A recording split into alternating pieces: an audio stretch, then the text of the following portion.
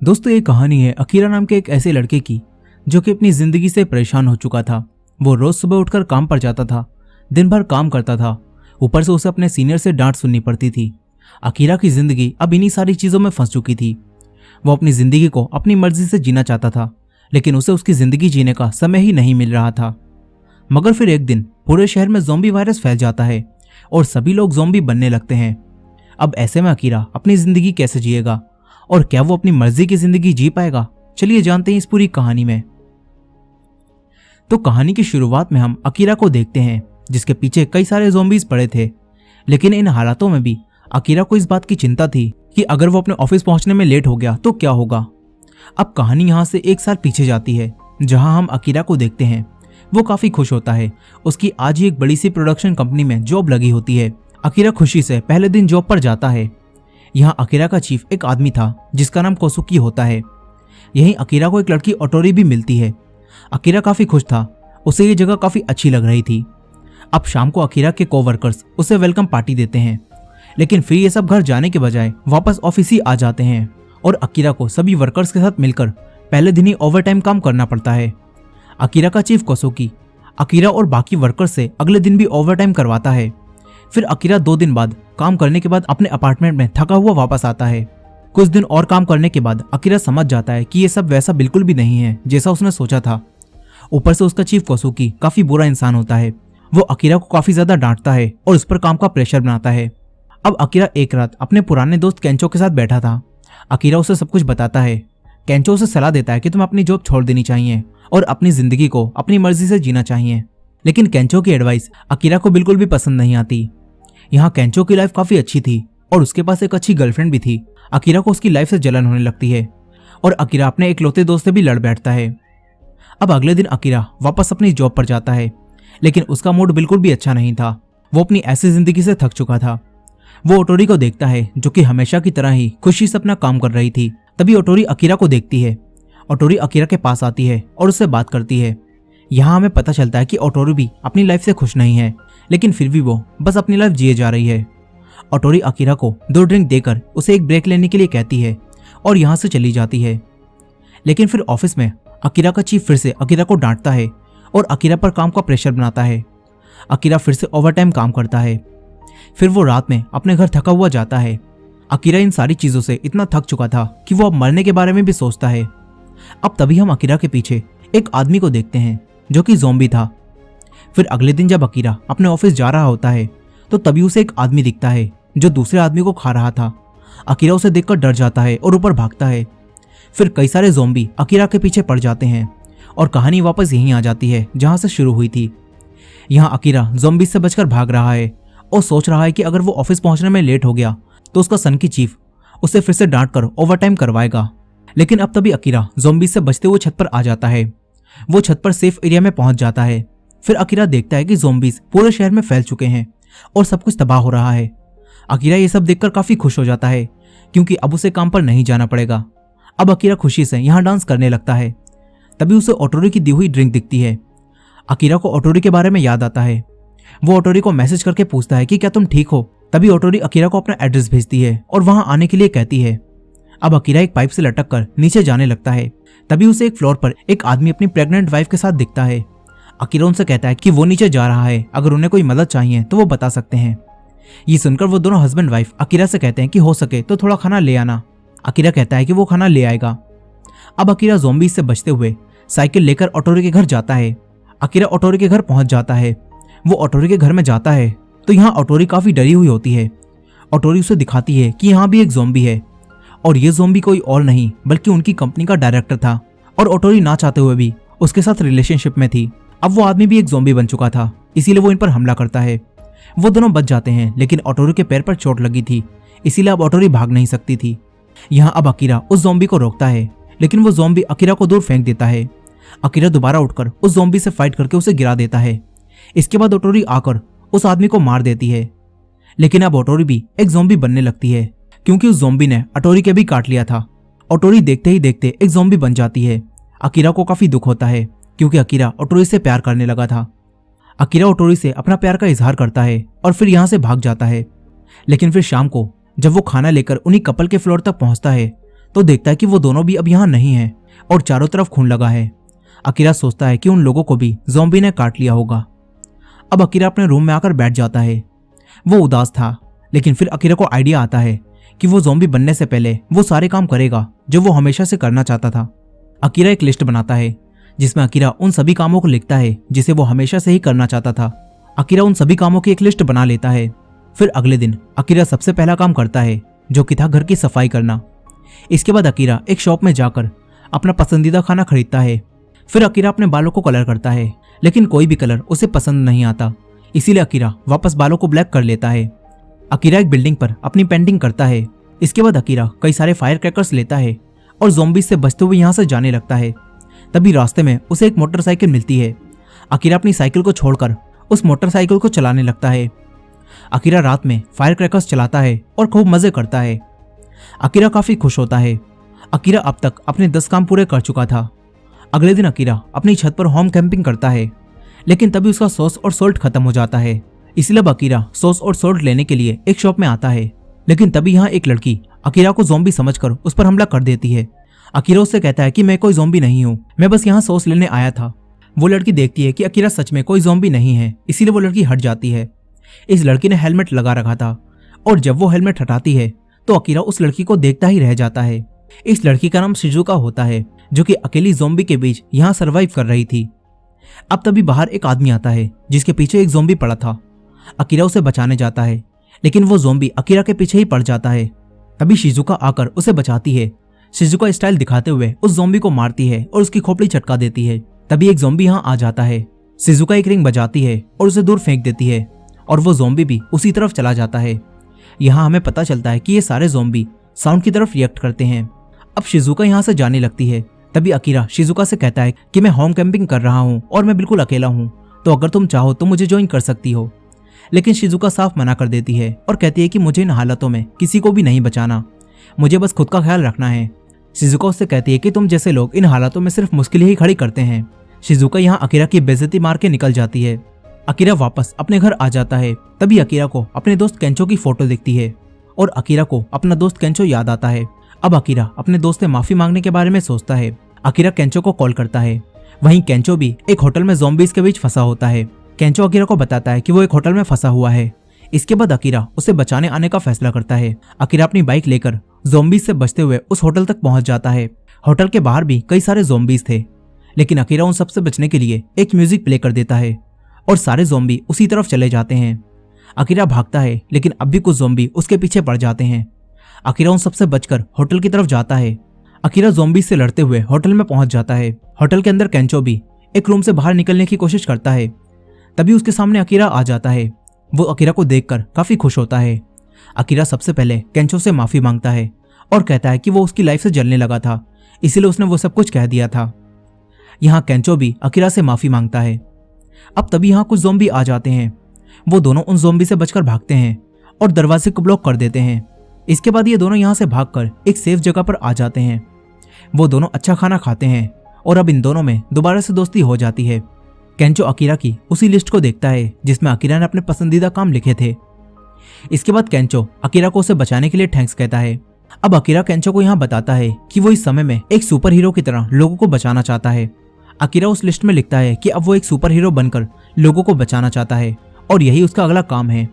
अब अगले दिन केंचो देखता है कि इस पूरे शहर में ही लोग ज़ॉम्बी बन रहे हैं। केंचो अकीरा से कहता है कि जितना भी जल्दी हो सके हमें टोक्यो से बाहर निकल जाना चाहिए, लेकिन अकीरा कहता है कि पहले हमें मरीन पैराडाइज एक्वेरियम जाना चाहिए, क्योंकि वहाँ एक डाइविंग सूट है जिसे पहनने के बाद कोई भी ज़ॉम्बी मुझे नहीं काट सकता।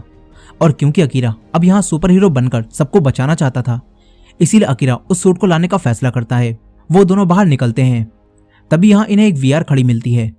अकीरा के कई सारे कामों में एक काम वीआर से ट्रैवल करना भी होता है, लेकिन केंचो से कहता है कि हमें पहले कुछ खाना ले लेना चाहिए।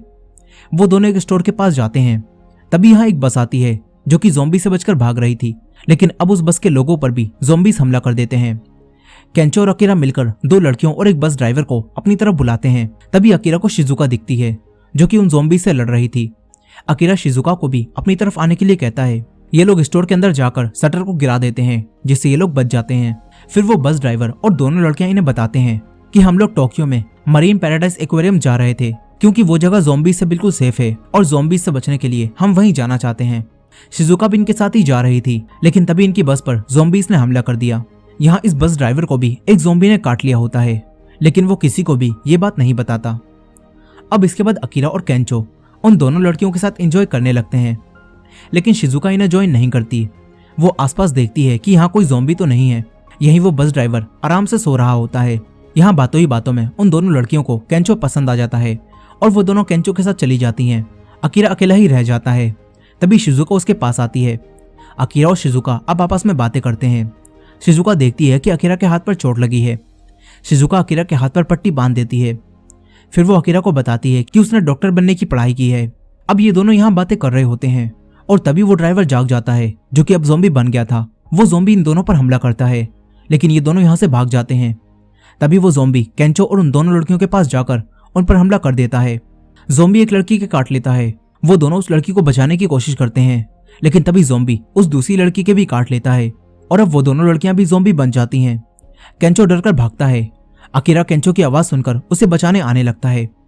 केंचो ज़ॉम्बी से छुपा हुआ था, लेकिन तभी वो ज़ॉम्बी केंचो के पास आ जाता है। मगर तभी शिजुका दूसरी तरफ तेज म्यूजिक प्ले कर देती है, जिससे वो ज़ॉम्बी उसी तरफ चला जाता है। अकीरा केंचो के पास आ जाता है।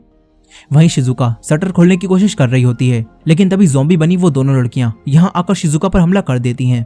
लेकिन फिर अकीरा और केंचो यहां आकर शिजुका को बचाते हैं। वो लोग शॉप से बाहर निकल जाते हैं। ये लोग उसी वीआर को चालू करते हैं और ज़ॉम्बी से बचने के लिए यहां से निकलने लगते हैं। अकीरा शिजुका को भी अपने साथ आने के लिए कहता है। शिजुका बचने के लिए इनके साथ चली जाती है। थोड़ी देर बाद जब ये लोग उन ज़ॉम्बी से बच जाते हैं तो अकीरा शिजुका को बताता है कि हम लोग भी एक्वेरियम ही जा रहे हैं, इसीलिए अगर तुम एक्वेरियम जाना चाहती हो तो हमारे साथ चल सकती हो।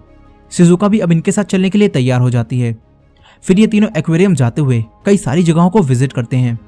ये तीनों सुप योगा, पैराग्लाइडिंग और कैंप फायर जैसे मजेदार काम भी करते हैं। ये तीनों साथ में काफी खुश होते हैं। वो लोग हॉट स्प्रिंग भी जाते हैं। शिजुका अब अकीरा और केंचो के साथ काफी खुश थी और वो इनसे अलग नहीं होना चाहती थी। अब अगले दिन ये तीनों एक्वेरियम तक पहुंच जाते हैं, लेकिन रास्ते में किसी ने कीलें डाल दी थी, जिससे इनकी गाड़ी का टायर पंक्चर हो जाता है और अकीरा बेहोश हो जाता है।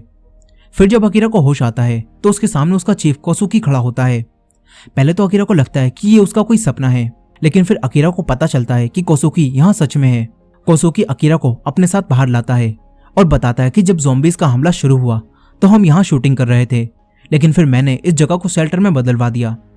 यहाँ कोसुकी ने अपने आदमियों के साथ मिलकर यहाँ रहने वाले सभी आदमियों को किसी न किसी काम में लगा दिया होता है।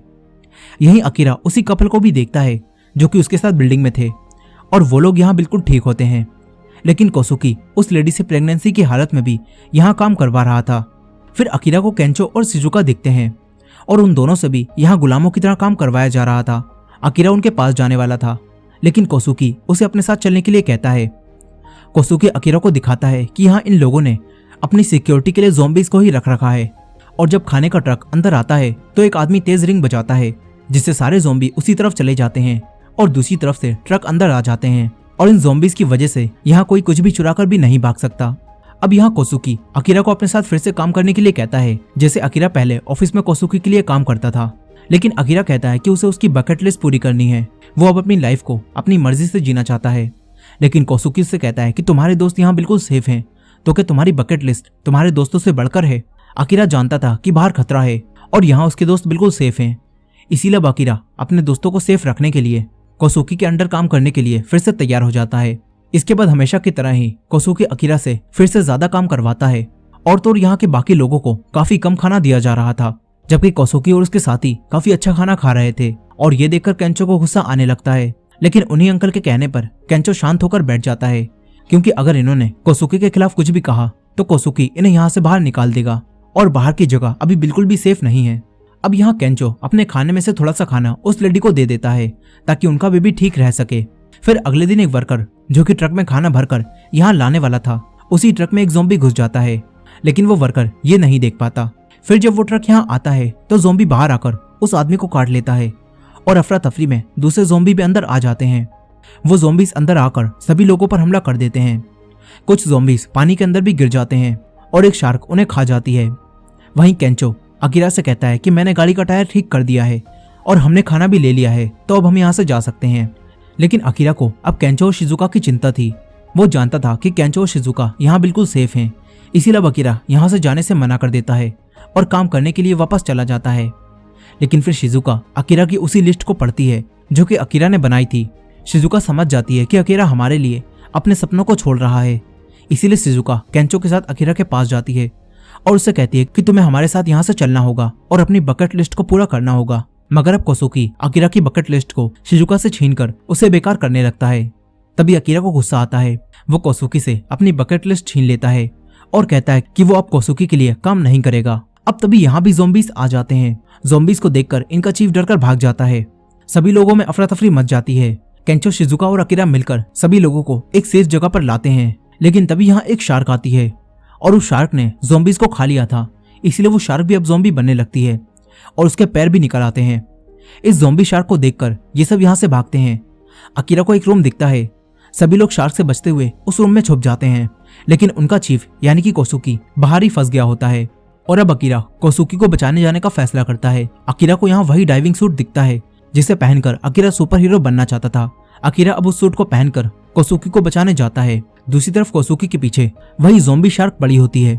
वो ज़ॉम्बी शार्क कोसुकी को खाने वाली थी, लेकिन तभी अकीरा सुपर हीरो की तरह एंट्री मारकर उस शार्क के एक किक मारता है और कोसुकी को बचा लेता है। अकीरा शार्क को रोकता है। तभी कोसुकी यहाँ से भागने की कोशिश करता है, लेकिन वो और ज़ॉम्बीज को भी यहाँ बुला लेता है। फिर वो ज़ॉम्बीज कोसुकी के पीछे पड़ जाते हैं, मगर फिर यहाँ केंचो बाबा का बुलडोजर लेकर आ जाता है और ज़ॉम्बी शार्क पर चलाने जाता है। अकीरा कोसुकी को ज़ॉम्बी से बचाने जाता है। अकीरा ज़ॉम्बी से फाइट करके कोसुकी को बचाता है। कोसुकी यहाँ डरपोकों की तरह एक कोने में छुपकर बैठ जाता है। वहीं केंचो बाबा के बुलडोजर को शार्क पर चढ़वा देता है, लेकिन शार्क उसे रोक देती है। फिर केंचो उतरकर भागता है और शार्क को एक जगह पर फंसा देता है। वहीं ज़ॉम्बीज अकीरा को मार रहे थे। तभी यहाँ शिजुका आ जाती है। वो फोन में म्यूजिक प्ले करके उन्हें दूर फेंक देती है और ज़ॉम्बीज भी उस आवाज के पीछे पानी में कूदने लगते हैं। इससे सारे ज़ॉम्बीज खत्म हो जाते हैं। इन्हें लगता है कि ये सब बच गए। केंचो ने बताता है कि उसने शार्क को भी एक जगह फंसा दिया है। अब तभी कोसुकी बाहर आता है और अकीरा से कुछ कहने लगता है, लेकिन तभी शार्क आकर कोसुकी को उड़ा देती है। अकीरा कोसुकी को देखने जाता है, लेकिन फिर शार्क अकीरा पर हमला कर देती है। तभी शिजुका 2 बैटरीज को जोड़कर उन्हें बताती है कि अगर हम इन बैटरीज से उस शार्क की नाक पर हमला करें तो वो शार्क मर जाएगी, क्योंकि शार्क का वो एरिया नाजुक होता है। अब तभी वो शार्क अकीरा पर हमला करने वाली थी, लेकिन तभी केंचो वो बैटरीज अकीरा की तरफ फेंकता है और अकीरा उन बैटरीज को पकड़कर शार्क की नाक पर एक मुक्का मारता है, जिससे शार्क का खेल यहीं खत्म हो जाता है। अब यहाँ सभी लोगों की जान बच जाती है, लेकिन अब ये जगह भी सेफ नहीं थी, इसीलिए अब सभी लोग खूब सारा खाना लेकर अपनी गाड़ियों से यहाँ से निकल जाते हैं। अकीरा भी केंचो और शिजुका के साथ अपनी वीआर में बैठकर अपनी बकेट लिस्ट को पूरा करने निकल जाता है। साथ ही अब केंचो और शिजुका भी उसमें अपने काम जोड़ते हैं। केंचो लिखता है कि उसे एक कॉमेडियन बनना है और सबको हंसाना है, और शिजुका लिखती है कि उसे एक डॉक्टर बनकर लोगों की जान बचानी है। इसके बाद ये तीनों अपनी गाड़ी में यहाँ से चले जाते हैं और इसी एंडिंग के साथ ये कहानी यहीं खत्म हो जाती है। दोस्तों, आई होप कि आपको ये वीडियो पसंद आई होगी। अपनी राय कमेंट में जरूर बताइएगा, और हमारे चैनल पर नए हैं तो हमारे चैनल वॉच मिस्ट्री सिंधी को सब्सक्राइब कर लीजिए, और हाँ, वीडियो को लाइक करना मत भूलेगा। मिलते हैं नेक्स्ट वीडियो में।